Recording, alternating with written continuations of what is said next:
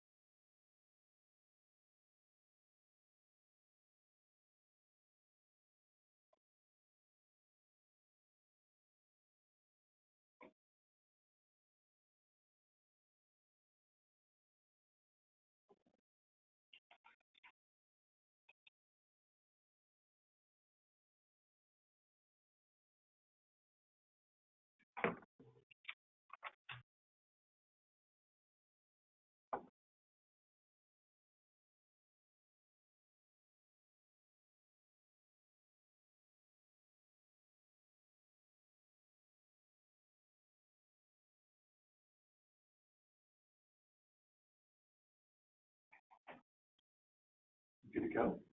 Wherever you are. It's time. Okay, yeah, you're launching it. Good morning, everyone, and welcome to today's annual State of Our Air briefing and press conference. We've been doing these for about 15 years or so. It's our attempt to get information about air quality conditions, trends, and programs out to the public through the media, and I want to thank all the media representatives for being here today. I'm Bill Aker. I'm with the Land to Sky Regional Council, and I serve as the coordinator of our regional clean air campaign and also the coordinator of our Land to Sky Clean Vehicles Coalition. I'd like to thank our event sponsors, the Regional Clean Air Campaign, the North Carolina Division of Air Quality, the Western North Carolina Regional Air Quality Agency, Land to Sky Clean Vehicles Coalition, and also a special thanks to Buncombe County Television for sharing this information with folks here in Buncombe County. They'll be putting a recording of this presentation on their website shortly, so you'll be able to find it there. I want to go over the agenda for just a second. We're going to have one slight change. Jason Walls with Duke Energy needs to get off the webinar around 10 o'clock, so we're going to move him up as our first presenter. He'll be talking about a smarter and cleaner energy future for Western North Carolina. We'll follow that up with Mike Aprazenkas, who's the director of the Division of Air Quality, and he'll be talking about state and federal air quality issues. Following Mike, Ashley Featherstone, who's the director of the Western North Carolina Regional Air Quality Agency, will be talking about air quality conditions here in Asheville and Buncombe County. They are one of 3 local air quality agencies here in North Carolina. The others are in the Charlotte and the Triad areas of North Carolina. Then Elliot Tardif, meteorologist with the Division of Air Quality, will talk about air quality forecasting and specifically how they do that here in the mountains and some changes that they've made recently on how they do those. Following Elliot, cost-effective actions to reduce energy demand and emissions by Sophie Mullinax with the Blue Horizons Project. And then I'll tell you a little bit about some efforts to reduce emissions from motor vehicles here in our region. And then we'll open it up to Q&A. After Jason makes his presentation, because he does have to leave early, we're going to open up questions for Jason following his presentation. I want to go over just a couple of housekeeping items. If you would type your question into the panel The questions will be answered at the end of the webinar and followed up with later if we don't get time to all of them. And we will be given priority to the questions from the media since we have limited time. But as I said, we will be following up on all of your questions following the event today. All of you will be kept on mute during the webinar. The webinar recording and the slide deck will be available to you following the presentation today. And if you're having technology related issues, please put that in the chat box or email Terry Albrecht at terry@landesky.org. That's terry@landesky.org, and he'll try to help you get back on. And if you're having any sound issues, problems with the audio, try dialing into the call-in number that's in the invitation. And if you want to jot that number down, I can go ahead and give it to you. It is 561-247-8422.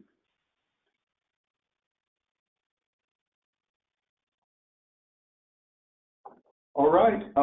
At this point, we'll turn it over to Jason Walls with Duke Energy.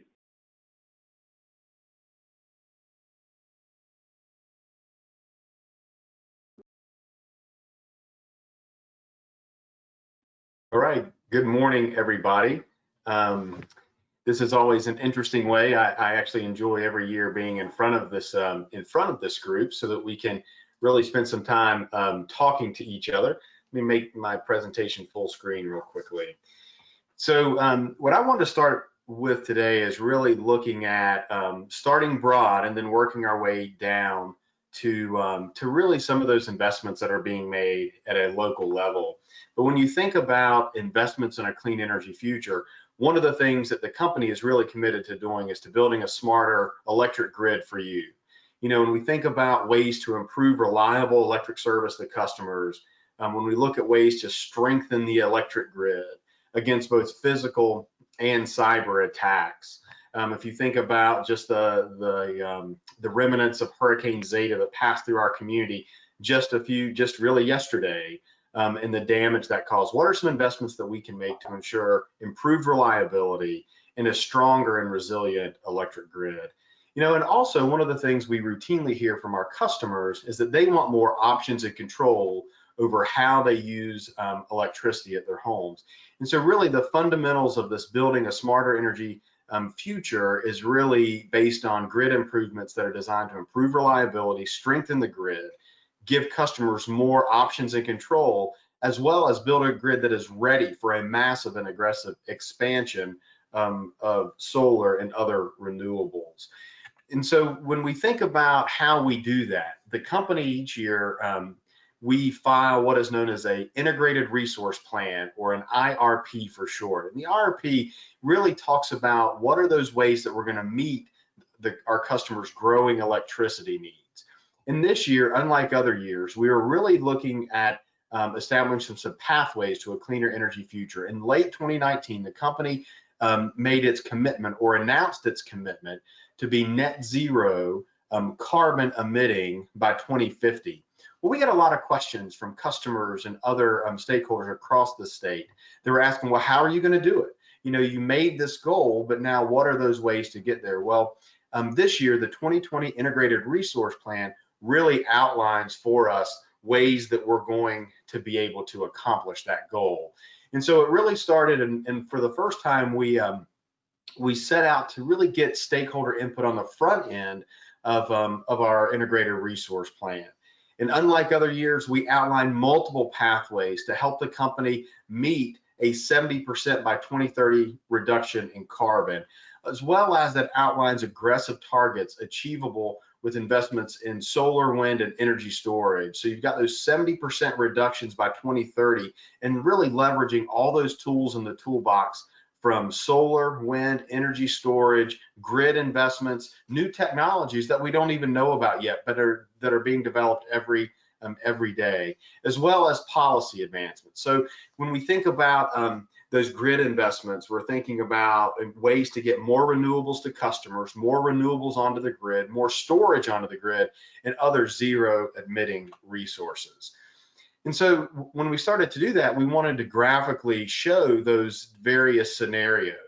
And so those scenarios, if you look at this chart and you look at the dashed or dotted orange line there at the top at negative 50%, so those are kind of how we intend to meet a 50% reduction. And then if you look at the green dashed line further down on the chart, that's the 70%. And of course, along the horizontal axis, you get the year. So if you think about 2030 and the different pathways that are available or that we modeled in, to reach a 70% reduction in carbon emissions by 2030. This was all new to this year's IRP. In years past, it's generally just what generation resources are needed and at what time to meet growing customer energy demands. But this IRP was different in that we looked at multiple pathways to really drive toward those goals that are being set out both by the state of North Carolina and Duke Energy's own net zero carbon emissions goal by 2050. And so those are some of the things that we look at globally that are driving us toward a cleaner energy future. And we think about locally, the most significant work has really happened just over the last few years. So in 2015, when the company announced its plans to retire the Asheville coal plant, which came online in 1964, we recognized that that was a significant investment for this community, and so we launched into construction. And I'm happy to report that the coal plant that was scheduled to be retired is now retired and it's being demolished. If anyone has had the opportunity to drive around South Asheville or even drive around the Long Shoals Road exit on Interstate 26, you've likely noticed that the large stacks that were once a part of the horizon of our community are no longer there. You also, if you could look even beyond some of those trees, you can see other substantial removals from the coal pile to some of the other supporting equipment of the plant has been demolished and is being removed. And so earlier this year, we completed the construction of a new highly efficient natural gas-fired power plant. It's about 75% more efficient than the coal plant that it replaced. And because natural gas burns cleaner than coal, it emits about 60% fewer carbon emissions per megawatt hour than the plant that it replaced, 99% reduction in sulfur dioxide, an additional 40% reduction in nitrogen oxides, and mercury emissions have been eliminated. And the other important part of this, we are cooling, or we're operating this plant using cooling towers, so the amount of water that is needed to efficiently operate the generation plant is substantially reduced. Other key investments that we're making in the region is battery storage. Hopefully you saw in the media about a month ago that we announced the commercial operation of the largest battery storage facility in North Carolina, here in South Asheville, actually in the Shiloh community, just off of Sweeten Creek Road, in between, kind of as you're getting closer to Asheville. Battery storage is a tremendous resource for us, and we've really learned a lot about that technology and how that technology can help customers, how it can help the grid, how it can serve as backup energy supply. So there are a lot of different benefits that we're able to really leverage and take advantage of with battery storage. So if you look at our kind of corporate commitment or our corporate direction, we plan to invest about $600 million in battery storage projects across 6 states.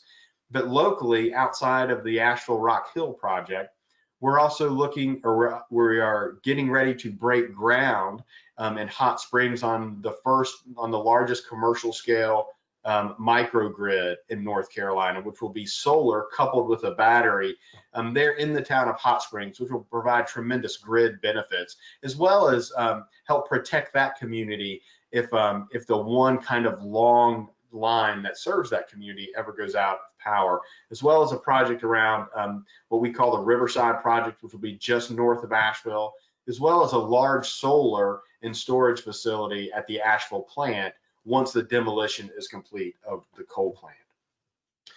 But under the even larger umbrella of what our corporate commitments are, our corporate goals are, and our local investments have been, it's important to reflect that there is a clean energy planning process that is happening with the state of North Carolina. Duke Energy is an active participant in that stakeholder process, really looking and seeking to find those common grounds with other stakeholders that are engaged and active participants in that work.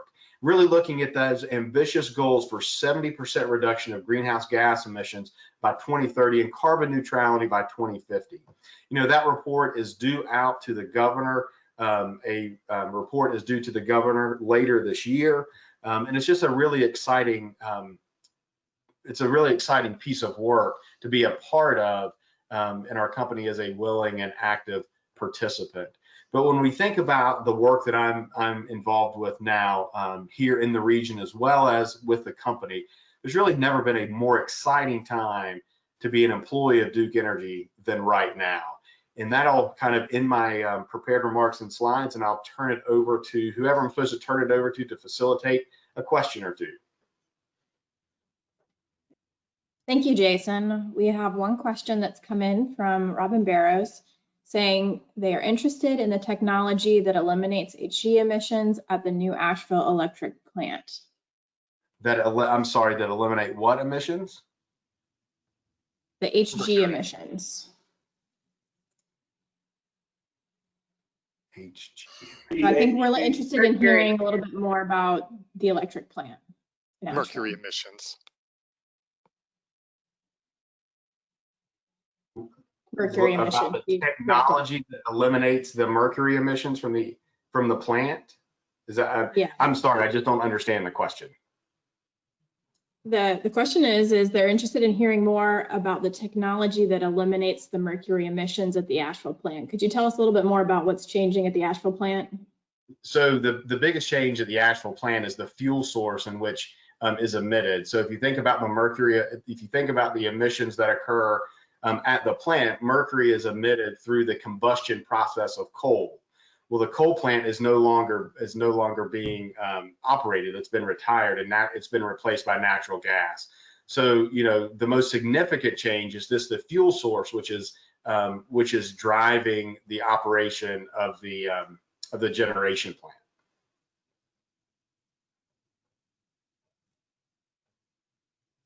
We got one more from Jim Renfro.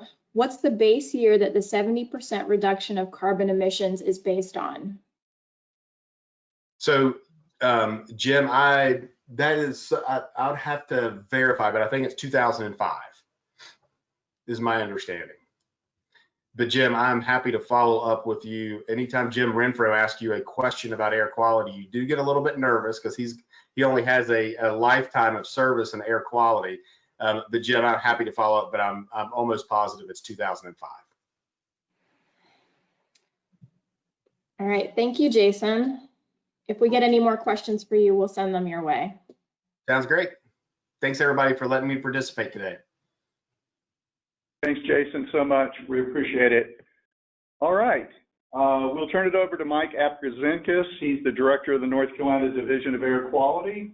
And Mike's been participating in this event for the last few years and usually gets a trip to Asheville, to the mountains out of it. But sorry, Mike, you couldn't be with us today in person, but hopefully next year. Well, thank you, Bill. I appreciate the opportunity to be with all of you today, and I want to thank you, Bill, and your group for your continued leadership and continuing this event in unprecedented times, and just really appreciate the partnership in continuing the mission of clean air in Western North Carolina. So thank you so much for the opportunity. It's good to see or hear from all of you here today. So I want to just talk a little bit about how things are going from an air quality perspective. There's lots of good news to share. And this morning, I'm going to begin with an illustration of our greatest success in improving air quality in North Carolina, where it's no more visible and noticeable than right there in Western North Carolina mountains, where visibility has drastically improved. And by the way, it's great to hear Jim Renfro is on the line and attending today, another great partner and someone who's responsible for collecting some of the data we see here on this slide right now. The improvements we've accomplished in the Great Smoky Mountains National Park, as an example, are a dramatic improvement. And on this chart showing the worst visibility days in the Smokies, you see these stacked bar charts, right? And they're showing the last 19 years of light extinction from speciated PM2.5 data. That clearly indicates the ammonium sulfate fraction of the PM2.5 was the dominant contributor to light extinction and reduced visibility, but also focus on the visual range improvements. That's the black line here on this graph relative to that secondary axis on the right side of the graph shown here. You're seeing visibility and visual range improving from about 28 miles on the worst visibility days about a decade ago to just short of 50 miles today based on the latest data. So that's progress you can see, and it's great proof that our partnerships are working. These federal, state, local, and private partnerships are working. Regulatory and non-regulatory approaches are working. Well-timed market influences are helping, and the emission reductions are truly working. And in this year of celebrating the 50th anniversary of the 1970 Clean Air Act, it's truly remarkable what we've achieved together. So congratulations, and we need to keep up the great work. When we take a little closer look at some of the ambient data from Western North Carolina, and here we're looking at fine particle concentrations at a variety of monitors in Western North Carolina, you can see that we've got quite an awesome trend going over the last 20 years or so relative to the 2012 PM2.5 National Ambient Air Quality Standard, the annual standard of 12 micrograms per cubic meter. We're on average about 56% of that standard now in Western North Carolina. Just tremendous progress. So it's no surprise that we're seeing such great improvements in visibility throughout Western North Carolina. If we transition to looking at ozone concentrations in Western North Carolina, it's a similar story. The 2015 standard, the National Ambient Air Quality Standard, is shown there, the bottom red dashed line. And we're well below that standard at our monitoring sites in Western North Carolina. So again, tremendous news, tremendous progress there, and really took a group effort. And so this is something that we should all cherish and take pride in, because we've all helped with these improvements over the many years. So let's continue with the encouraging news with a focus on ozone concentrations in the Charlotte area. Last year around this time, we were very nervous about how close we were to potentially violating the 2015 ozone standard in the Charlotte area. We were carefully evaluating data from the 2019 ozone season, looking at cause and effect relationships that led to some of the enhanced ozone concentrations we saw in that metro area in 2019. Through last winter and early spring of 2020, we had some very productive discussions with our internal experts, with our partners at the local program and the Mecklenburg County local program, our colleagues with the state of South Carolina, and with Duke Energy, exploring some of their operational flexibilities for the 2020 ozone season to help assist in reducing emissions. Well, about the time that the 20 ozone season started, so did the pandemic. Obviously, that changed the mobile source NOx emissions profile quite drastically, perhaps. And so, needless to say, this was a unique year from a precursor emission standpoint. But no matter how you look at it, we continue to have no exceedances statewide for ozone in 2020, and we are in attainment statewide for ozone, the 2015 ozone NAQs. And at specific Charlotte area monitors, this table simply shows that for us to even come close to violating the standard in 2021, we'd have to have some very high, fourth highest values on the order of concentrations that we haven't achieved as a fourth high in over a decade. So things are looking good. If we look specifically at the code yellow and code orange days in the Charlotte area, 2019 versus 2020, there's a huge difference here, right? We're going to be further studying this data in the months and years ahead to really try to tease out the specific contributions to the improvements, but obviously quantifying the reduced mobile source emissions will be a central part of that work. And we've already started taking a preliminary look at the data that's available. So I thought this was neat to share, that we look at some of the statewide changes in vehicle miles traveled. This is March and April data, 2019 versus 2020. So the percent change in VMT average statewide from the months of March and April 2019 through 2020. And you kind of see on a daily basis, the first week and a half or so of March, about the same as you'd expect. But then once the first executive order came out there in mid-March, things drastically changed from a vehicle miles traveled perspective across the state. So how does that manifest itself in any way in the air pollution data that we collect? And so taking a preliminary look here at mean nitrogen dioxide data in our major urban areas, at some of our roadside monitors in Charlotte and Raleigh, and a rural background site in Northampton County. 2018 data, the green bar, 2019 data, the blue bars, 2020 data, the yellow bars. You can see the mean data shows that the 2020 data, at least year to date through September 30th, is all lower, all right? Probably something you would expect based on what we just looked at with the VMT metric. So let's cut the nitrogen dioxide data a little bit differently. Instead of the mean at those sites over the same years, let's look at the 98th percentile of the data. Again, the range of concentrations has changed, but on average, you're seeing about a 5 part per billion reduction in 2020 to date. Again, not a complete data set yet, but on average, about 5 part per billion lower in the 98th percentile in 2020 relative to the past 2 years. All right, and then let's take a little closer look at this site, and this is our roadside site in Research Triangle Park near Raleigh, where the average concentrations in 2020, so this is still nitrogen dioxide data, roadside, near sources, mobile sources, obviously, and one of the busiest stretches of roadway in North Carolina.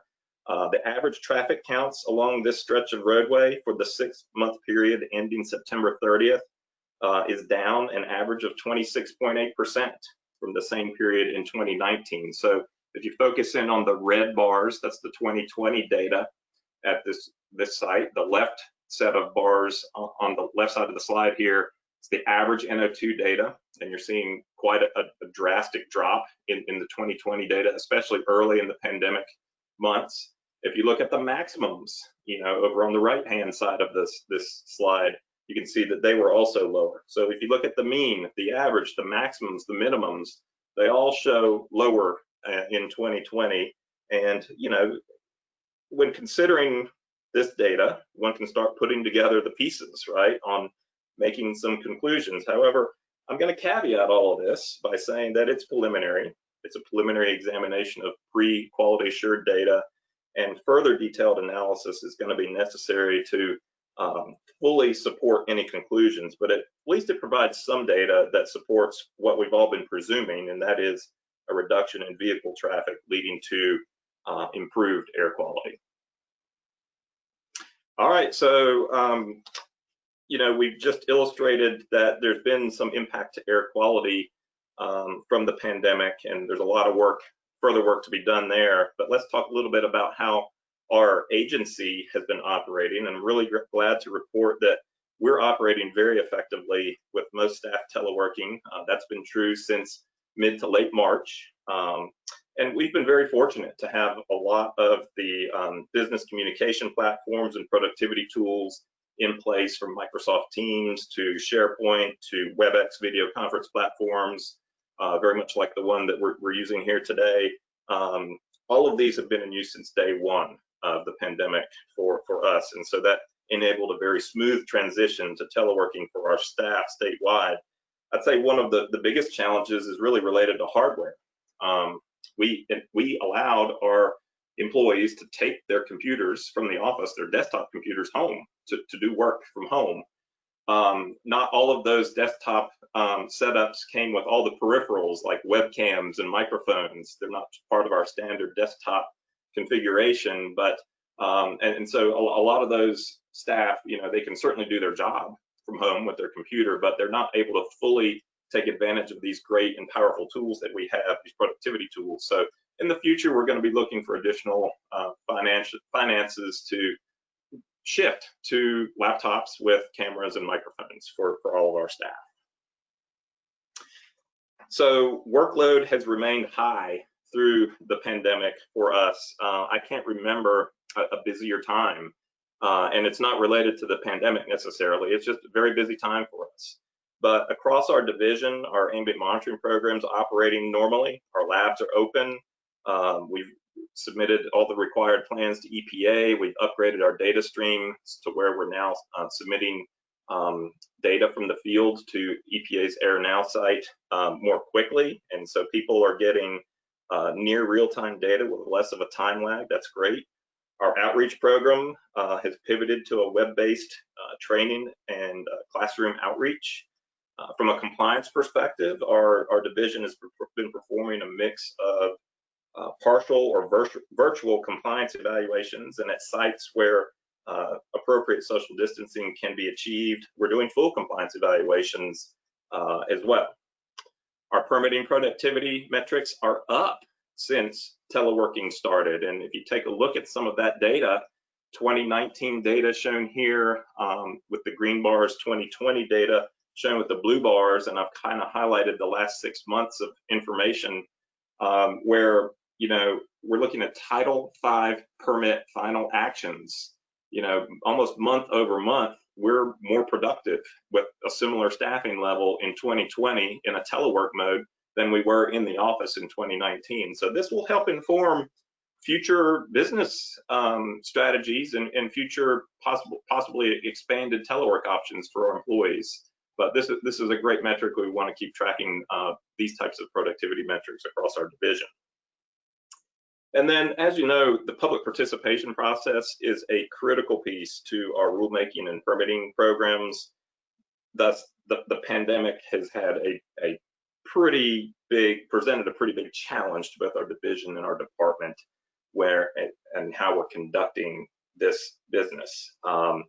A shift to virtual hearings and public meetings has been very successful, and we continue to improve our use of these digital platforms for those purposes. But a remaining challenge is that the public doesn't necessarily have the technology or great internet connections in rural areas. And so recognizing this, the division has been expanding the ways that folks can participate in these public processes. We've added phone lines to the public to call in to public hearings and public meetings and provide a comment that way. We've also established and advertised phone lines attached to voicemail boxes where folks can provide their comments to particular matters of interest that way. And this is all above and beyond the traditional means of commenting via letters and emails. And so one of the key questions for the future will be, do we need to provide these alternative digital pathways post-pandemic? And so that's something we'll be looking at moving forward. All right, next. There we go. Next, I want to touch on some of our work related to monitoring and measuring emerging compounds in ambient air. And the particular emerging compounds I'm referring to are per and polyfluoroalkyl substances, or PFAS compounds. It's a class of man-made chemicals used for multiple purposes. They're made up of chains of carbon atoms surrounded by fluorine atoms, and they produce a very stable carbon-fluorine bond. And we're learning over time that some of these compounds are persistent, bioaccumulative, and toxic to humans if ingested. So some of these compounds can be emitted from an air emission source during production, and we're learning more every day about their use and how they behave in the environment, if they get into the environment, and other potential sources. There's very little information available regarding the inhalation risks associated with most of these compounds, but as I noted a moment ago, there's concern about ingestion through drinking water. And so this is most certainly a multimedia issue within DEQ, and we at the Division of Air Quality are working very closely with our colleagues in the Division of Water Resources and the Division of Waste Management that are charged with protecting the state's surface and groundwaters, respectively. So In sharing with you today what we've been doing in the Division of Air Quality the last couple of years, we established a network of monitoring sites at or near each of our 7 regional offices to measure deposition, atmospheric deposition of this class of emerging compounds, the PFAS compounds. We started doing these measurements at some sites in 2018. We pretty much got all of the sites online in 2019. And so this tile plot is one really quick way for us to share whether PFAS was detected in this atmospheric deposition measurement or not. So the green blocks were non-detect. The yellow blocks, we detected some PFAS in the sample. And so what you're seeing here, 2018, 2019, and the next slide shows you the 2020 data are mostly non-detects. No detections have occurred at our Asheville site, at the Asheville Regional Office. But in these few cases where we have detected PFAS in the wet or dry deposition measurements, it's usually a very low level concentration in the single-digit part per trillion, and it's usually some of the 8 carbon legacy compounds like PFOS, that's perfluorooctane sulfonic acid, which was a key ingredient many years ago in certain stain repellents. So we're still investigating, kind of the cause and effect relationship. These are week-long samples, so it's really difficult to do in-depth source attribution analysis. But what it's informing us is that there's very little background contributions from atmospheric deposition to any PFAS we might find in surface water bodies or groundwater bodies in North Carolina. All right, and then in wrapping up this morning, I just want to provide a quick update on the beneficial NOx reduction projects we announced will be awarded with phase 1 of the Volkswagen Mitigation Trust funds allocated to North Carolina. This table shows you the number of vehicles or charging stations that are funded in broad categories, and then the pie chart is showing you the percent of the total funding per category. We're extremely excited about the projects that we've announced as being awarded. We're going to be working on contracts to move these along over the coming months, and once implemented, all of these projects are going to result in about 27 to 28 tons of NOx reduced annually. So we're super excited about moving forward on this, and before you know it, we'll be moving on to the next phase where we'll do this all over again at some point in 2021. So we're looking forward to that, and we really appreciate all of the collaborations and the partnerships from folks like Bill and Land of Sky and the Clean Cities coalitions across the state. And we've just had a lot of great support and a lot of great partnerships, and we're looking to do a lot more good with the money, the additional money that is yet to be distributed. So looking forward to that. And with that, that's the end of my presentation, Bill. I look forward to the question and answer session later, and thank you again for the opportunity. Thank you, Mike, so much. Really appreciate your participation in this event every year. And we also appreciated your partnership on the VW settlement. That was really important to our organization and our region and our local governments. And we look forward to phase 2 and phase 3, another $60 million. I'll be touching a little bit on that in my presentation regarding some of the entities that got money in our area. All right, at this point, we're going to turn it over to Ashley Featherstone, who's the director of the local air agency. She's going to be giving us an update on air quality issues and trends here in Asheville and Buncombe County. Ashley, while you're pulling up your slides, I also want to recognize a couple of other DAQ officials that are on the call today. Brendan Davey, who's the supervisor of the Asheville Regional Office of the Division of Air Quality, and also Keith Bamberger, who's the Education and Outreach Specialist here in the Asheville office that we've been working with for many, many years. And they'll be available to help answer some questions later as well, if there's something real specific about local conditions. I also want to thank Jim Renfro. Mike, thanks for recognizing Jim. Jim has been a wonderful partner. He's the air quality specialist with Great Smoky Mountains National Park, and one of the most informed individuals on air quality conditions probably in the country. And Jim and Bill Jackson, who's also on this call, Bill's formerly with the U.S. Forest Service here in Asheville. They were the ones that sounded the alarm about air pollution problems here in Western North Carolina in the mid-90s. And we knew very little about air quality issues at that time.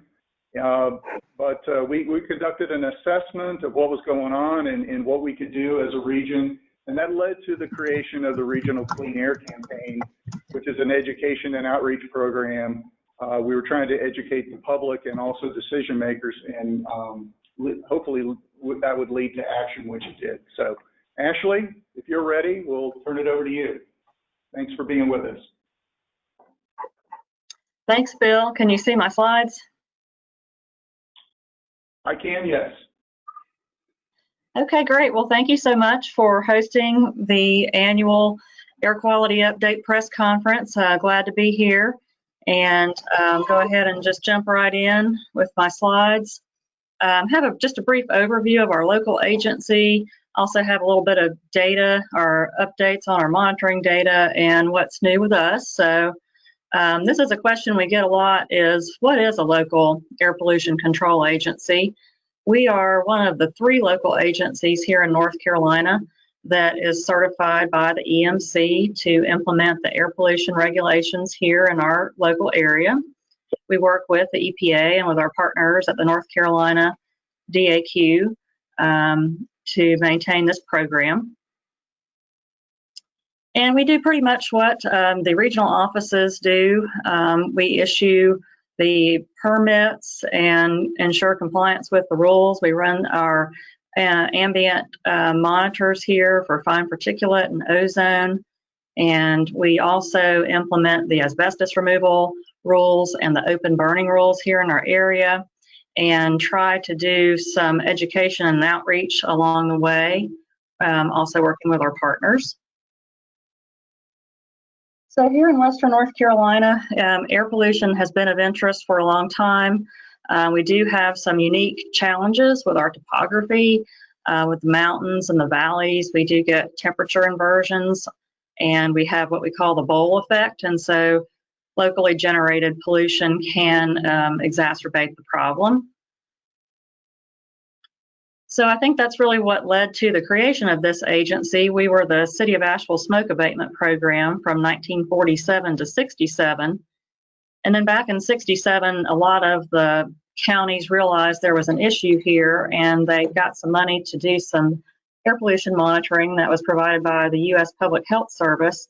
And we had a multi-county agency with 4 counties for 3 years before the predecessor agency was formed back in 1970 with Haywood County. And since 2000, we have reformed with Buncombe County in the City of Asheville. So we're a little bit different than the other 2 locals.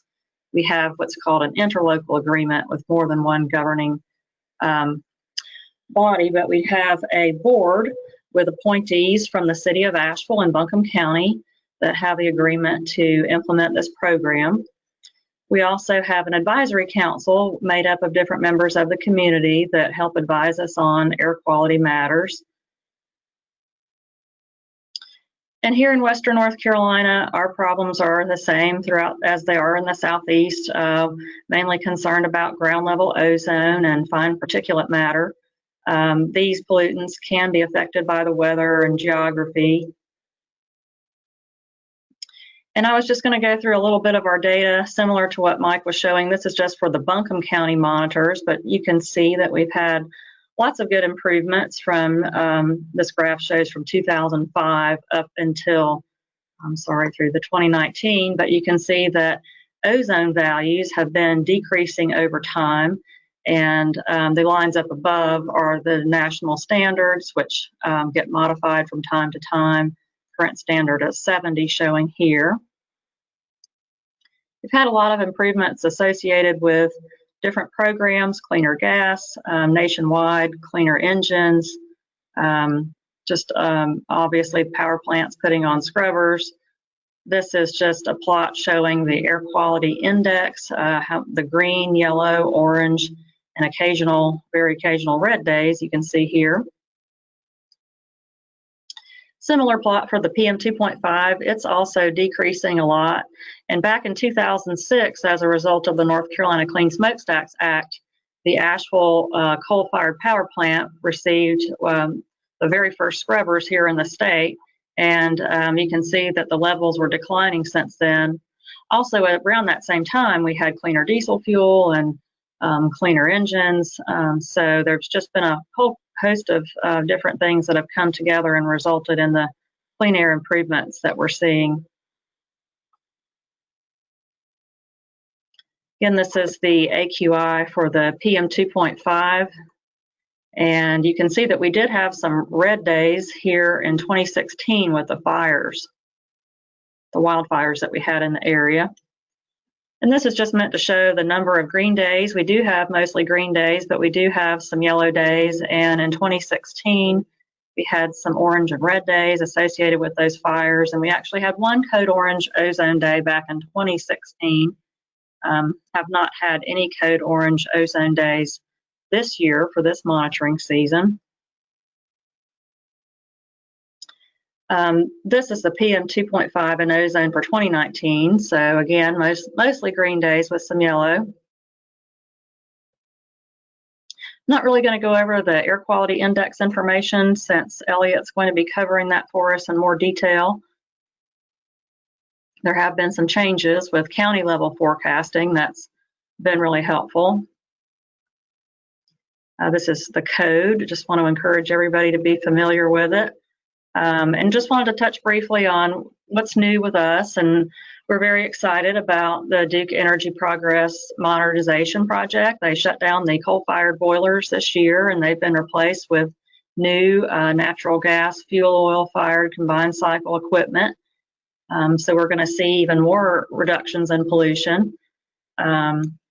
Also new this year with the COVID-19, like Mike was saying, we've had modified operations associated with that, very similar.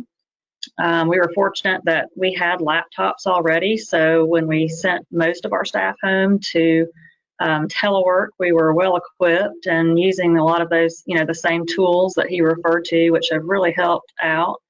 And we've continued to be effective running our monitoring programs. We are able to respond to complaints with social distancing procedures, and we are have resumed doing our compliance inspections at the permitted facilities with modified procedures to minimize any time indoors and use virtual tools and things of that nature. So all in all, it's going very well. It's just different, and appreciate everybody for pitching in. We have a great team and very proud of them, and fortunate to be working with them and appreciate all their efforts. And the other thing that's happened with us is we have had a bit of a reorganization of our agency here in the last year. Our former director, David Brigman, retired with 29 years of service, so very appreciative of him. And again, the team here has all picked up extra duties as we've worked to fill our vacant positions. So really appreciate that. One other thing I was going to mention as far as what's new, we get a lot of questions from citizens about wood stoves. A lot of people use wood stoves here in Western North Carolina, and we do try to encourage using the cleanest wood stoves possible because, again, with our topography, we get calls from citizens who are concerned because their neighbor has a wood stove, and sometimes the smoke is an issue. So there are new standards that have come out in 2015. And if you're in the market for a wood stove and looking to get a new one, we encourage people to look and make sure that they're getting one that is meeting the most current standards, because those have less particulate matter emissions. Also, the sulfur dioxide standard, we've had a sulfur dioxide monitor sited near the Duke Energy plant for the last 3 years, and I've got some data here on that. The standard is the 75 parts per billion, and our 3 years worth of data show that we were at 11.5, so well in compliance, and that was while Duke was burning coal. So we have, they have received permission to shut down that monitor, and now they're not burning coal anymore. So EPA is currently proposing to designate our area as attainment unclassifiable for that standard. And finally, I just wanted to highlight some voluntary initiatives. We have a Clean Air Excellence Award program that we've been doing for the last several years, had some help from our Citizens Advisory Committee on this, and every year in the beginning of the year, we put out requests for nominations for companies that are implementing voluntary initiatives. Mostly, you know, it's a lot of energy efficiency upgrades and fleet projects that reduce emissions of greenhouse gases and of criteria air pollutants. So we like to try to give special recognition and highlight these efforts. So this year, our board is going to be giving an award to Eaton Corporation Arden Plant. They're a manufacturer of power management products like low voltage switchgear, medium voltage drives, automatic transfer switches here in Arden, and they have an air permit with our facility. So we're going to be presenting an award in a different format since our board is meeting virtually, but just wanted to highlight their efforts and recognize them for their good work and try to get the word out about those types of efforts. So please keep that in mind. If you know any companies that are implementing some of these initiatives, that is something that we do every year, and we like to try to get some press for them and spread the word about these initiatives. And that's all that I have for now. So does anybody have any questions, or are we taking those later? I'm going to take those later. Okay. Thank you, Ashley, so much. And thanks for all you do to address air quality issues here in the Asheville-Buncombe County area. We're really fortunate to have a local agency here. You do great work, so thank you. All right. Thanks a lot, Bill. We appreciate all the partners. Next, we're going to hear from Elliot Tardif.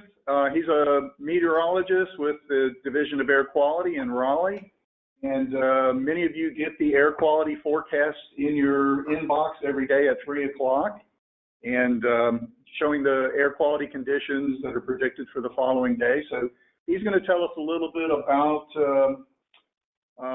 that program, how it works, and talk about some specific changes in how they're doing the forecasts statewide, and especially here in Western North Carolina. So Elliot, if you're ready, we'll turn it over to you. Thanks for being with us. Thank you very much, Bill. Thank you for the introduction and for the opportunity to be a part of today's events. Thank you for everyone for being here. So my name is Elliot Tardif. I'm a meteorologist with the Division of Air Quality, and one of my responsibilities is one of my and my fellow colleagues, meteorologist colleagues' responsibilities is issuing the air quality forecast daily for North Carolina. And I wanted to share with you today some updates that we've made to our forecast process, specifically moving to a county-based level of forecasting geographically. As you all may recall, prior to this year, the air quality forecast was issued for multi-county forecast regions across the state that spanned anywhere from the mountains all the way out to across the Piedmont out to the interior coastal plain of Greater Rocky Mount, and the Triad area handled by our colleagues at the Forsyth County Office of Environmental Assistance and Protection. But the genesis for the idea of county-based forecasting really came about, and it's fitting that I'm talking about updating this, how this update came to be in this forum, because it occurred right here in Western North Carolina with the many wildfires that occurred across the mountains in the fall of 2016. in addition to the tragic loss of property and life, it represented a significant air quality forecast challenge for us, because the way our technology was working at the time, we could issue additional supplemental forecasts for counties that were outside of forecast regions. And if you look at this image and the forecast in the bottom right of this image, you can see some of those supplemental counties that we were issuing forecasts for to address air quality concerns from the fine particulate concentrations from the smoke from these wildfires that was blowing downwind. But a limitation that we were running into at the time was that we couldn't issue different forecasts for different counties within a given forecast region. And as you can see in the case of the greater Asheville forecast region, it encompassed a fair number of counties. And the severity of fine particulate concentrations from wildfire smoke can be very localized, especially when you have terrain effects and things of that nature at play. And we don't issue forecasts in like a broad brush manner, like taking an average across all of a given area. We forecast for what we think the worst air quality will be at any place within a geographic area in question. And so if we thought in this case, like if there was a bad fire out by, like, say, Swain or Jackson County, which I think was occurring on this particular day, then if we thought there was going to be code red conditions for those areas, then we would issue a code red for the entire region, even if other counties within that region weren't seeing air quality effects as severe from wildfire smoke. You know, as an example, if it was code orange or even code yellow conditions, as opposed to the main counties in question. So that was kind of the genesis of the discussion internally, that we need to make a change to our forecast process, and we need to find a way to improve the precision of our forecasts, to tell the people that need to hear that air quality is going to be a concern for them, that it will be, but then also for the people where we think it won't be, that it won't be for them as well. So in addition to the fires, we've also come to learn as well, as we've gone through time and precursor emissions for ozone have decreased, that ozone concentrations, elevated ozone concentrations, are becoming increasingly localized. And so that was another motivation from another angle to inform the change to our forecast process.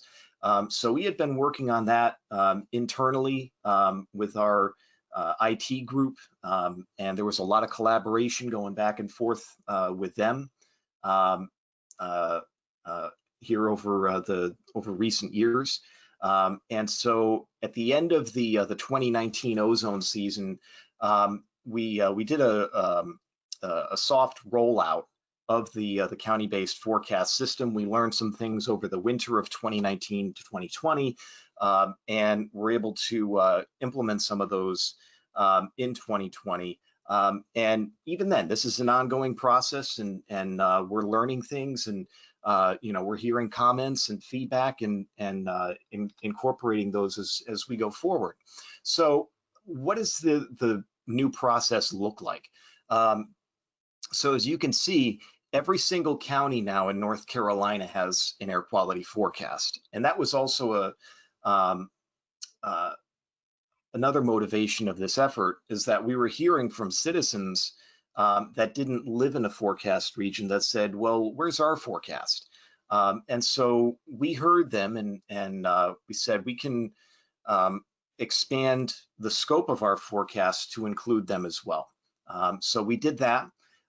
The Triad area is still under the responsibility of our colleagues and counterparts at the Forsyth County Office of Environmental Assistance and Protection. But the remaining counties and areas are covered by us at the division.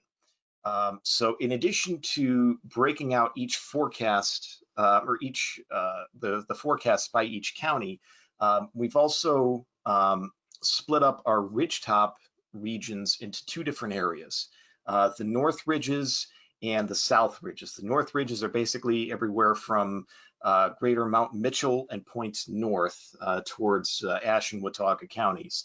The South Ridges are the ridgetops across the southern part of the North Carolina mountains, and those include Frying Pan, Purchase Knob, and Joanna Bald. And so in addition to that update, we've also been updating how we present our data as well. And one of those big, a big step in that effort has been a partnership that we've entered into with our good friends at the North Carolina State Climate Office. We're doing a lot of collaboration with them around web hosting development, which is a big strength of theirs, and data presentation, which is also a big strength of theirs. And that effort, in addition to a lot of programming work that we have been doing as well, has come to bear already in a couple of products that we've created, one of which is a tool that shows ozone data and attempts to predict what the ozone design values may be based on what data has already been observed. A new site for our air quality forecast models. We run some in-house forecast models daily, and that output is presented on this page. We've got a lot of work coming down the pike for the future, including a new tool for our ambient monitoring. So in addition to updating our forecasting process, updating how we're presenting our data, we're also updating how we're presenting our data via social media. So we have recently joined and updated our Twitter, the way our forecasts are disseminated on Twitter. We're now able to send out automated daily forecast tweets that, as you can see in the image on the right, presents a map of the entire state. And then from there, we provide a link that goes directly to our forecast page, and an end user can then look at what the specific air quality index number is for each county. And then we also have our discussion products there as well, in which we attempt to go into greater detail as to what our thoughts are that are informing the forecast. And we also share updates as needed on our air quality, North Carolina Air Quality Forecast Center Facebook page. So with that, I think I may have a couple of seconds here, and I'd like to show everybody the what that design value predictor tool looks like and some of the data that's presented on it. We, as an air quality agency, we submit our air quality, our ambient air quality data to a national database, and then at the end of the day, we pull that database, not only for North Carolina, but nationwide, back. And then we do a lot of internal programming work, much of that credit to my fellow meteorologist colleague, Bradley McLam. And out of that is presented a variety of very useful data. And as you can see, these are our 4th highest ozone values across North Carolina and across the Southeast and Mid-Atlantic states for this year. And we've talked about that. Ashley and Mike both have. And these are the design values thus far for this year as well. And as you can see, we're looking very good here. So with that, I will yield the floor at this time, and I'll be looking forward to answering any questions later. Thank you. Thanks, Elliot, so much. All right, next we're going to hear from Sophie Mullinax. She's the project manager with the Blue Horizons project based here in Asheville. And she's going to share with us what are some cost-effective actions to reduce emissions through energy conservation, energy efficiency measures. And I've been real impressed with the work that you all are doing with the Blue Horizons project. So Sophie, we look forward to hearing all about it. Thank you. Thank you, Bill, and thanks so much for having me. So today I'm going to talk a little bit about the Blue Horizons project. It was launched in February 2018 and in collaboration with the City of Asheville, Buncombe County, and Duke Energy. And it's a community campaign designed to enlist public support and provide easy access to resources that are designed to help everyone in Buncombe County be more energy efficient and adopt more renewable energy. Our community is more resilient and our environment is cleaner when we all have safe, energy efficient buildings to live and work in. So we all know that Asheville is unique. We have a thriving art scene, outdoor industry, and our mountains here attract a lot of tourists. We love living here, of course, but we're also unique in another way, the way we experience peak energy demand. And peak energy demand can be equated to sort of a rush hour on the grid. So the rest of the Southeast, such as cities like Atlanta, Charleston, Charlotte, all experience their peak demand in the summertime when AC is cranking on hot summer afternoons. But here in the mountains of Western North Carolina, because of our climate, we experience a winter peak. So that means on the coldest winter mornings, when folks are getting ready for work and school and warming up their homes, taking hot showers, cooking, we experience a significant extreme spike in energy in a very concentrated time frame. So we're warming up our homes and getting ready for work and school right when it's the coldest outside. And the same goes for businesses, schools, and office buildings that are warming up and getting ready for the day of operations. And an important note about peak energy demand, the North Carolina Utilities Commission mandates that Duke Energy Progress, our utility here in Western North Carolina, must meet that energy demand. So they must be able to cover more than that peak demand. So focusing on peak demand has been a real focus for us because we know that if we can reduce our peak demand, it reduces our overall demand and it reduces the amount of energy that needs to be produced. So digging a little bit deeper into peak demand, briefly, this chart is a little bit, got a lot going on the screen here, but hopefully you can see that there are vertical gray bars. Those correspond to winter months. And in the bottom third of this graph, there's a blue line that shows residential energy use. So we know based on this graph, and this is data from Duke Energy Progress, that residential energy use is a significant driver of winter peak demand. So a lot of our campaign has been focusing on what can residents do to mitigate peak demand and reduce their energy use, as well as businesses. And then briefly, greenhouse gas emissions by sector. Why is it so important for us to focus on electricity and particularly heating given our cold region? Well, it's because 30% of greenhouse gas emissions come from that. So this was actually surprising to me when I started this work. I didn't realize it was quite so high, but you know, heating and cooling are buildings that we work and live in release a significant portion of the world's greenhouse gas emissions. And this is a little look into how the average Southeast home uses energy. So some people may think that, oh, their TV or their dryer or their oven uses the most electricity. Actually, it's heating your home. This uses nearly a third or the lion's share of the energy that you use on an annual basis. So what can we all do about this? For your home, there are several programs available. Some are free, some can cost a little bit of money, but primarily they're all easy entry type programs. So one that specifically reduces peak energy demand, which I think is the #1 important thing to participate in, is Duke's Energy Wise Home program. So what this does, it's a free program that if you participate, you can get bill credits every year, which is nice. Everybody loves a bill credit.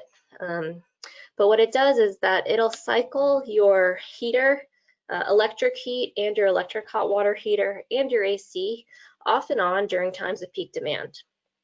This should not, and does not, in my experience and many people that I've talked to, cause any decrease in comfort, or most people don't even notice that this is happening. And also, it's important to note that these peak demand events only happen about 6 to 10 days a year. So 6 to 10 days a year, this program will cycle your heating equipment, your hot water equipment, and your AC in the summertime. Very rarely, actually, it's used in the summer, but in the winter, this will only happen about 6 to 10 days a year, only for a few hours a day. So it's really a minimal impact on you, and you get a bill credit for participating. And this also helps Duke Energy because they need to be able to predict the demand on the grid. And when peak demand is happening, when it's 20 degrees out in February, in the morning and everyone's getting ready for work and school, that demand can be unpredictable because it is such a huge spike based on or compared to normal energy use throughout the day. Duke Energy also has a free in-home energy assessment program called Duke Home Energy House Call.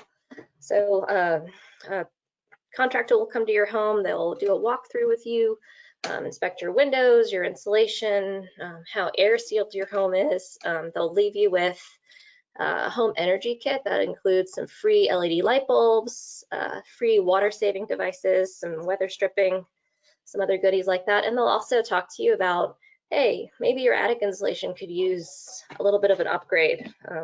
And fun fact, attic insulation and increasing it is one of the most cost-effective things you can do in your own home to reduce your energy use and your energy bills. But they'll also direct you to ways to save money if you wanted to embark on a project like that. For instance, there are rebates through Duke Energy to pay for part of attic insulation or air sealing your home. And then for households that can't necessarily afford some of the improvements that really make a big impact on your energy use and your comfort at home, we have a free weatherization program that we do in partnership with community action opportunities locally. And it's called Energy Savers Network. And to date, we have weatherized more than 500 homes in Buncombe County. So this is a team of volunteers will go into a home and do a lot of the same things that the Home Energy House Call program will do. But we'll also do things like wrap your hot water heater, insulate your ducts and seal your ducts. And we found that this has been a really impactful program for the families in our community that can, least afford high energy bills. Some of the homes that we serve, maybe like an 800 square foot mobile home out in the county, they would see $200 to $300 a month energy bills in the wintertime, which is just unaffordable. And then lastly, for your home, you can make changes in your home that are free to reduce your energy use, and they'll even save you money. Adjust your thermostat, air seal, increase insulation, hang dry your laundry, lower your water heater temperature, and more. And there are 2 handouts in the handout section of this webinar where I've outlined a lot of the steps that homes can take and businesses can take. So hopefully you'll take a look at those. And then similarly for your business, if you want to make your facility more energy efficient, there are rebates that can help offset the cost of that.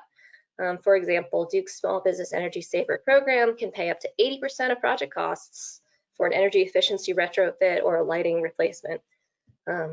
Duke's Energy Wise Business program similarly reduces peak demand in our region, and it's a slightly different program than the home program just because of the nature of businesses and the equipment that they have, but there's also annual bill credits. You do get a free thermostat and free installation of that thermostat as well. And then Land of Sky offers free energy audits for businesses. So the Waste Reduction Partners team, they'll conduct free on-site energy assessments and then provide consulting services on how to embark on any improvements that they would recommend to businesses and public facilities throughout North Carolina. And again, these are all outlined on the handout.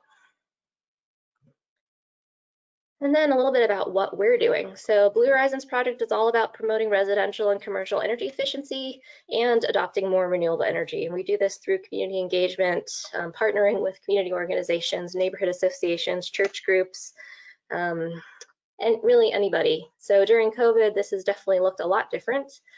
Pre-COVID, I was going to about 50 events per year just to share the message and get the word out about what we're doing, because we're trying to just increase the knowledge that our community has that, you know, this is why our energy use is a problem. Our demand for energy demands action, and here's the action that you can take. The city and the county have both adopted 100% renewable energy resolutions by 2042. They're also investing in their existing building stock by making them more energy efficient. They're installing solar on 47 county and city properties, and that's going to be beginning to be underway, I think later this year and early next year. And they're also providing a lot of the funding for the day-to-day operations of the Blue Horizons project. And then we heard from Jason Walls earlier about Duke Energy's improvements to create a cleaner, smarter energy future, and this is an outline of some of the highlights they're doing to advance clean energy. And then all of us together, we are in partnership to help cities reach their renewable energy goals. This is just a little bit more about Energy Savers Network, the weatherization program. I do get a lot of questions about this program, but basically an income qualified person or household in Buncombe County receives free weatherization, energy efficiency upgrades, new lighting, air sealing and insulation. And we actually do diagnostics and measurement and verification on the work that we do. And we found up to a 40% reduction in air leakage in a home, which can really improve the air quality and comfort and durability for the occupants of that home. So to us, this is some of the most important work that we embark on. And with that, I will yield the rest of my time and look forward to any questions that anyone has, and feel free to contact me with any questions and take a look at those handouts. Thank you. Thank you, Sophie, so much. Appreciate it.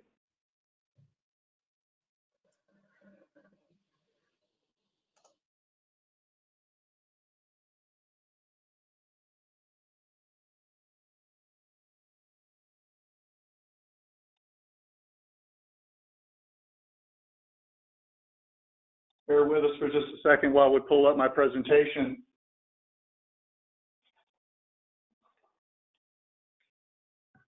While we're pulling that up, I want to recognize some of the media representatives that are on the call today. As I said earlier, we can't accomplish our goals without the help from the media to help us get the word out to the public and to decision makers. So on the call today, I believe there are representatives from the Asheville Citizen-Times, and they will be sharing their stories with the Henderson Times News and also the Madison News Record, which are their sister organizations. We also have the Waynesville Mountaineer, the Smoky Mountain News, the Mountain Express, Smoky Mountain Times, which is in Bryson City, and they'll be sharing their stories with some of their sister papers in Franklin, Highlands, and Cashiers. We also have someone from WLOS and also the Transylvania Times.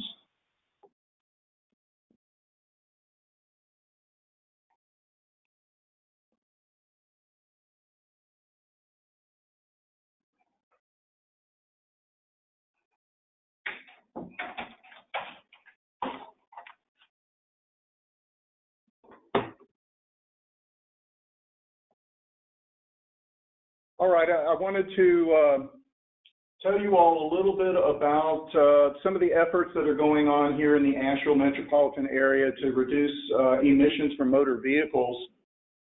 First, I want to recognize some of the staff of the Land to Sky Clean Vehicles Coalition, which is the group that's working together to reduce petroleum use, greenhouse gases, and reduce air pollutants in our region by switching to alternative fuels and advanced technology vehicles. I've been serving as the coordinator. We established the coalition back in 2004, and serving as the coordinator over that time. And also, Chris Dobbins is our fleet advisor. He's the former City of Asheville fleet manager.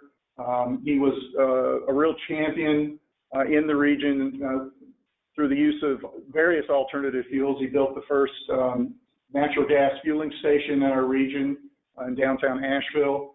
And when he retired, we hired him on to assist us with this effort as fleet advisor. And I will be retiring in the next couple of months. And Sarah Nichols, a regional planner here with Land to Sky, will be taking over the Clean Air campaign in the Clean Vehicles Coalition, and she will do a wonderful job. So the Clean Vehicles Coalition is one of almost 100 coalitions around the country that have been officially designated by the U.S. Department of Energy as Clean Cities Coalitions.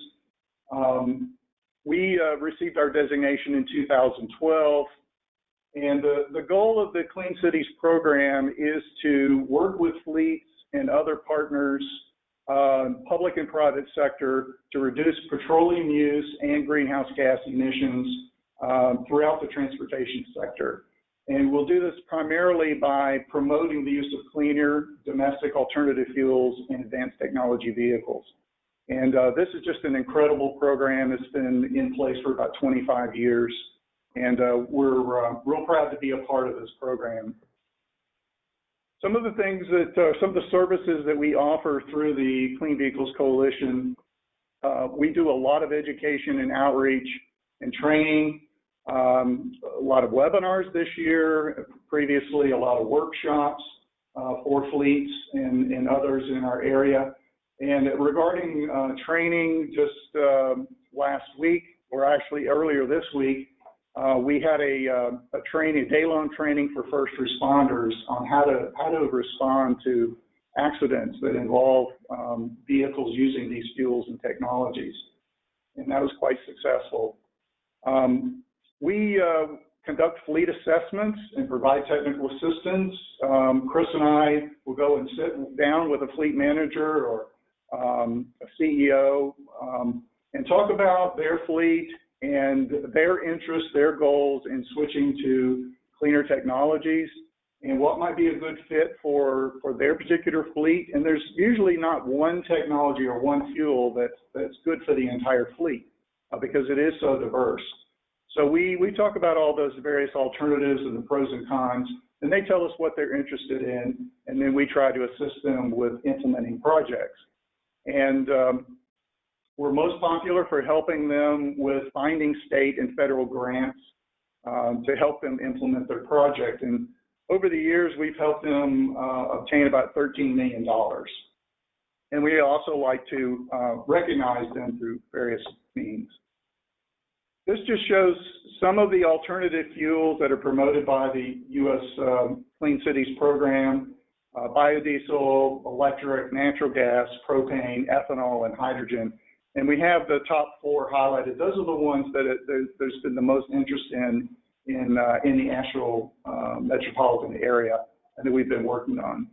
Several years ago, Department of Energy realized they weren't going to achieve their petroleum reduction goals by just promoting these alternative fuels, so they expanded their portfolio to include some other things to reduce petroleum use and emissions, including promoting idle reduction and promoting the use of fuel-efficient vehicles like gas-electric hybrids, and also reducing vehicle miles traveled, just encouraging people to drive less through various means. This shows the accomplishments that our stakeholders in our region have been making over the number of years here as far as petroleum reduction goes. And you can see that our stakeholders have been reducing their petroleum use about 1 million gallons per year. And as far as greenhouse gas reductions, about 6,000 to 7,000 tons per year as a result of all the actions that they're taking here in our 5-county area. So this slide just shows some of the things that people can do to be more fuel efficient and to reduce their impact on the environment. Of course, walking, riding bikes, taking transit. As far as bikes go, as you've noticed, the electric bikes and scooters have been extremely popular, really growing that market. People can live close to work and school, they can telecommute, and I highlighted that they can not only work from home, but also in the outdoors here in beautiful Western North Carolina. You take your laptop out on the Blue Ridge Parkway and do your business. Van pooling, carpooling, combining errands, green driving by reducing your speed, reducing your idling, and like I said, purchasing fuel efficient and low emission vehicles. And a wonderful website that everybody should be familiar with is the fueleconomy.gov that Oak Ridge National Lab here locally develops and maintains. It's a great way to compare the efficiency of various vehicles side by side. So I'm not gonna go through all the detail on these slides, but just give you a brief update on where things stand regarding the use of these various alternative fuels. So as far as biodiesel goes, it's a wonderful fuel. We get some great greenhouse gas reductions through the use of biodiesel blends. And what's great about it is it can be used in any diesel vehicle without any modification. There's no cost to switch to biodiesel. Of course, the fuel itself can be a little bit more expensive than petroleum diesel, but it is a real cost-effective way for communities to reduce their greenhouse gas emissions. You can just see some of the entities in the area that are currently using biodiesel. The Cherokee Boys Club is actually making their own biodiesel using waste grease from Harris Casino. And the Biltmore State's been making their own biodiesel for some time and using it in their fleet. We've lost many of the commercial pumps at stations across our area, but biodiesel use in fleets has been really steady. And we're lucky to have Blue Ridge Biofuels here locally producing the fuel for us. Propane autogas, another really popular alternative fuel, one of the most widely used worldwide. You see some of the entities there that have been using propane. And more recently, the Carl Sandburg home switched some of their vehicles and their mowers to propane, and just in the last year, Warren Wilson College and MD Haynes. As far as compressed natural gas, not a lot of movement, adoption of natural gas vehicles in the last year, but we do have an excellent infrastructure, fueling infrastructure here in the area. We've got probably some of the best fueling infrastructure of any metro area in the country, especially considering our population. Of course, a lot of interest in plug-in electric vehicles and the use of electric vehicles. You can see from the chart there has been increasing tremendously. Still a relatively small percentage of vehicles, but is growing rapidly. As far as deployment of electric vehicles, there are a number of policies in place that are encouraging the move towards electric transportation. Here in North Carolina, the governor's Executive Order 80, issued about 2 years ago, calls for the creation of a clean energy plan that has been developed, and also calls for having 80,000 zero-emission vehicles in North Carolina by 2025. It also called for the creation of a zero-emission vehicles plan that the NC DAQ completed last year, and they're working on strategies now to implement that. And North Carolina just joined with California and some states in the Northeast through an MOU to encourage the development of medium and heavy-duty electric vehicles. And Asheville and Buncombe County also have some pretty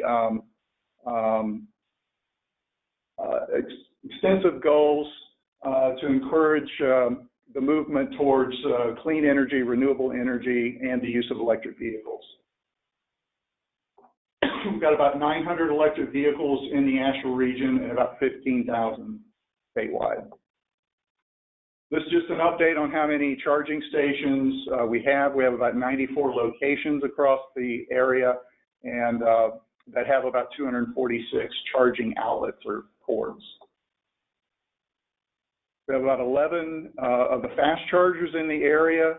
About a year ago, Electrify America installed a number of fast chargers at the Sam's Club here in town. We've got several new level 2 chargers going in. And I wanted to talk a little bit about some funding grant opportunities for charging stations. Specifically, the Volkswagen settlement that Mike mentioned earlier. North Carolina's got $92 million to spend as a result of this settlement. And the goal is to reduce emissions from older diesel vehicles and equipment. And so grants are available to help fleets convert their older diesel vehicles into medium and heavy duty area. And that includes local freight trucks, like refuse trucks, transit vehicles, shuttle buses, and school buses. And also in the settlement, there's a chunk of the funding that's being put towards funding both level 2 charging stations and DC fast chargers. As Mike mentioned, the Phase 1 awards were announced last July. I just wanted to mention a few of the entities in our area that did receive some funding. As far as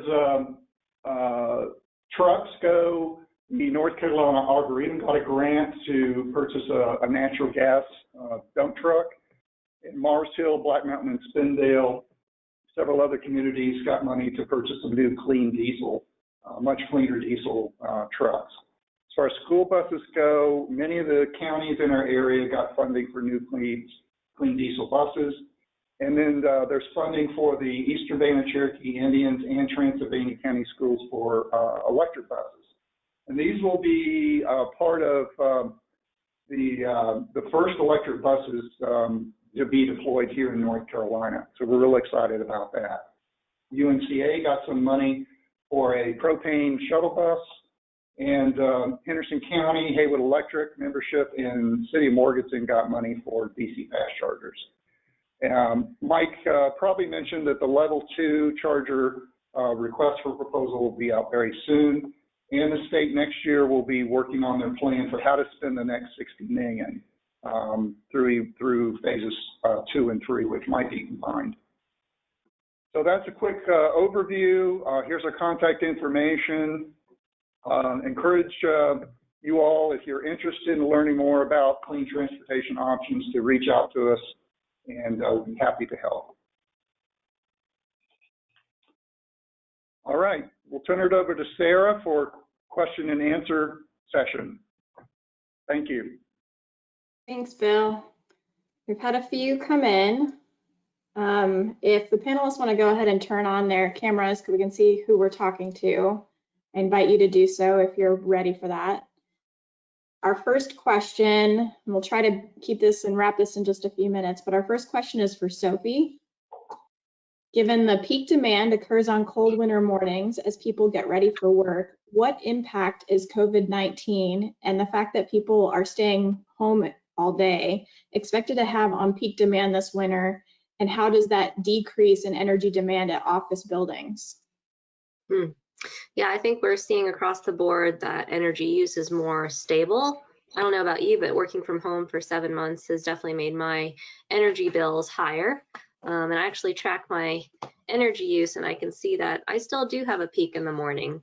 Maybe it's from cooking, but we haven't had winter yet, so I think it's fascinating and it remains to be seen. But certainly we'll be seeing a reduction in some of the buildings and offices that are not in use right now. But of course, factories and other organizations and businesses that keep our community running are still operating, you know, essential workers and that type of thing. So really good question.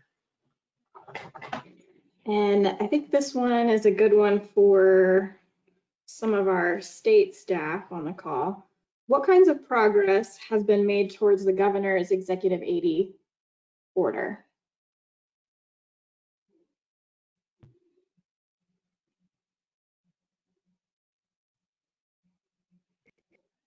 Thanks, Sarah. I'll start that one off, but you know, Bill just touched on some of that. You know, he alluded to some of the work, the plans that have been done and developed by DOT. The Zero Emission Vehicle Plan is a big one.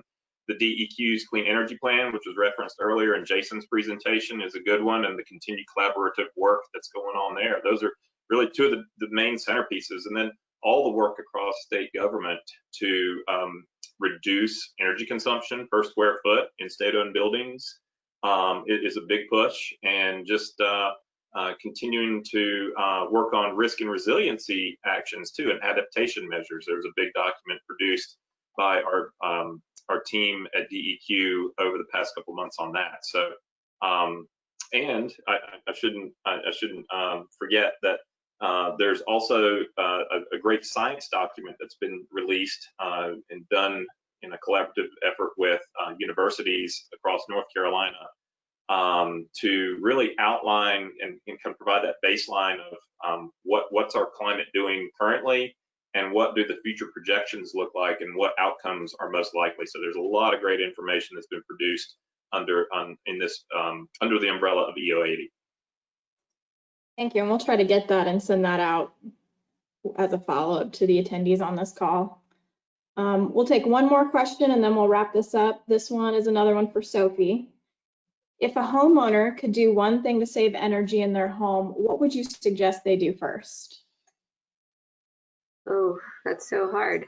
I did mention that attic insulation is one of the most cost-effective things that you can do. You know, R38 insulation is what's building code right now, but if you can go at all above that, or if you have an older home and you don't have sufficient attic insulation, I would say that's the most cost-effective thing to do. Other than that, look at your behavior. Are you keeping your thermostat at 75 all the time in the winter? Can you be more comfortable at a lower temperature? Same in the winter, in the summertime. Can you reduce the AC that you're using? You know, I think mindfulness about your habits and what you're doing in your home is a really important first step. Thank you. I said that was my last one, but I had a good one come in from Karen Chavez. This is for Mike. Can you explain the black bar on the Smokies graph, and what would you say the air in Western North Carolina is historically cleaner or cleanest since the Air Quality Act and Clean Smokestacks Act?